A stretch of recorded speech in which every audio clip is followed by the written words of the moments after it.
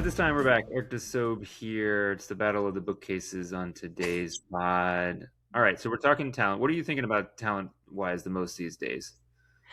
Well, I think you might remember we ran a poll in the fall around like what teachers Yep. consider when they decide where to work.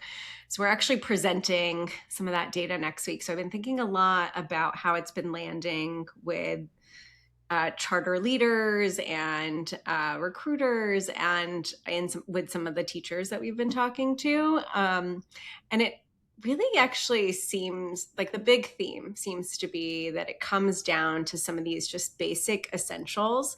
People want to work in a place that is where they're paid well, but also that's safe, where they get coaching and support, and they have job stability.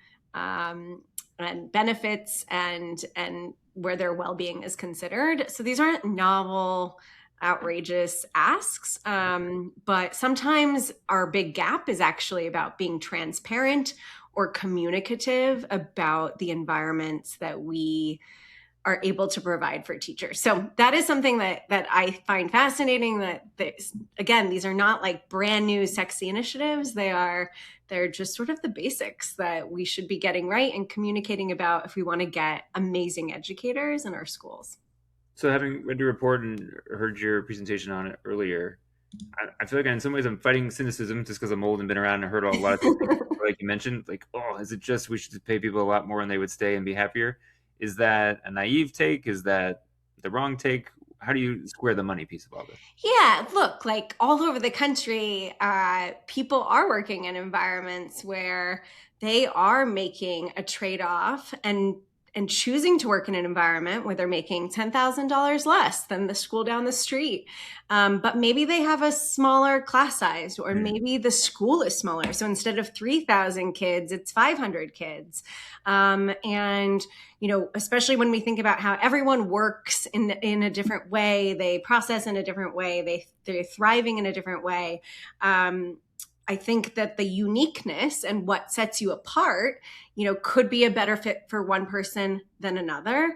And that salary gap may mean that someone wants a different environment, is willing to forego that gap that you might not be able to provide. So I don't think it's the end all be all.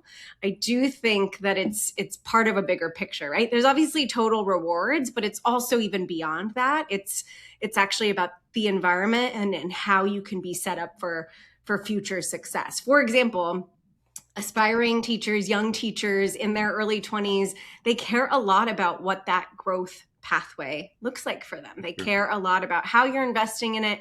They don't want to be thrown into a classroom and checked in on once in a while and then have the rote evaluation. They want to know that you have a strategy, that you have resources, they're going to learn from people who are the best of the best. And that's why they want to come, and that's why they'll stay, because they're actually growing. And they might be comfortable with doing that for less than what the district school offers.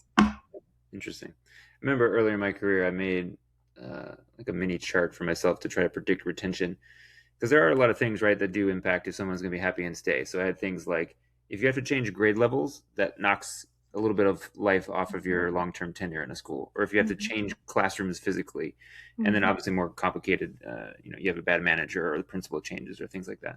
So there is a lot of like push and pull and yeah, people deciding is this really what really is my time and money and peace of mind worth, financially or otherwise and happiness wise. Did you ever think you'd be doing this kind of work at this point in your career? Or is this a surprise to you?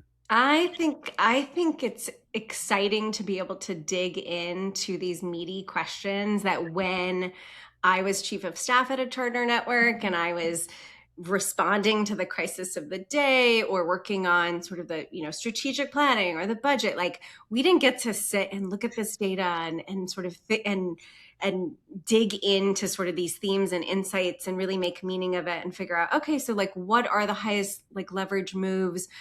It was a lot harder when you were moving so fast and pulled in a million different directions. And so I am loving being able to not only invest time and energy into this work in this way, but then to be able to give folks who are moving a million miles a minute the information they need at the moment they need it to do their best work. So that's been really exciting. Yeah. So in terms of reactions that you've gotten once you started to roadshow this around, and obviously you said more is coming, what has been people's takes? What are the questions? What are their ways that they want to see this keep going? What's the scoop there? Yeah, I think what's been really rewarding is people actually saying, wow, here, I just made 5 moves based on this. Hmm. If I'm a talent leader, maybe some of that's in partnership with my comms people or my comms leaders. If I'm a comms leader, that might be in partnership with my talent leader.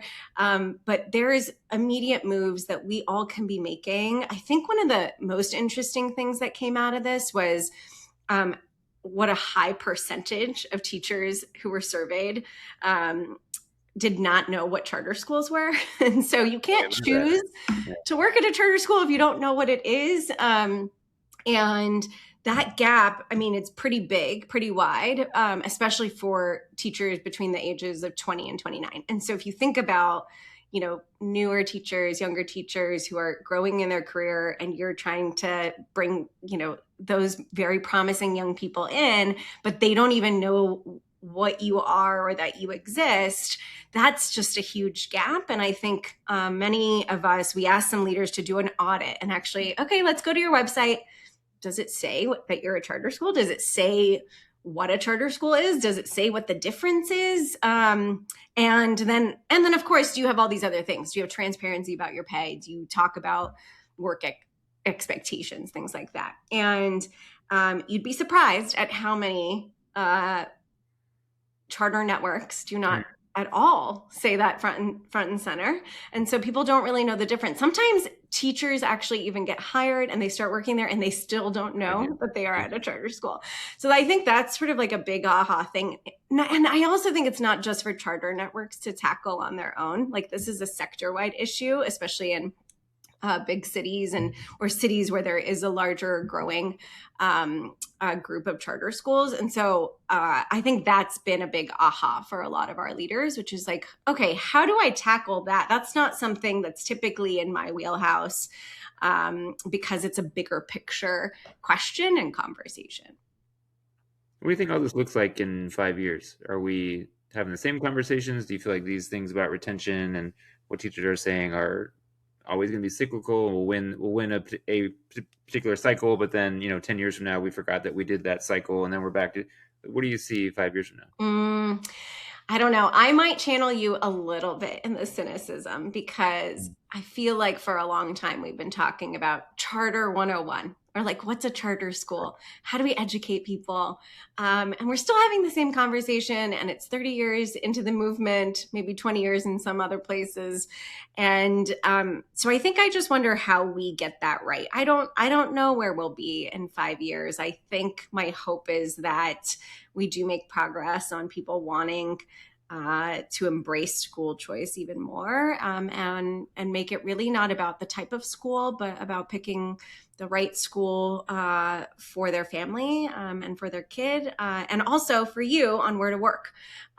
Because I think that the other thing that we don't always get right in education writ large is that it's just like any other profession, right? And teachers are thinking about their careers and their families and their lives and where they're living and where they're going to build a home in the same way that everyone else is. And we have to think about communicating and trying to recruit and retain them in the same exact way that we expect in other sectors or in other types of roles to be thought of.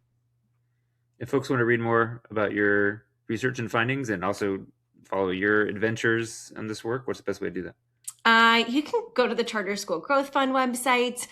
We've posted some of this data, I think even on our LinkedIn. And I can give you this link to this summary study for your show notes if that's helpful. Yeah, it will be. We'll put all that in the episode description. Thanks everyone for listening. Thanks for coming on. And all the past episodes of this podcast, all the places you get them, Spotify, Apple. Catch us in stunning 4K on YouTube. We're there as well. Until next time, thank you.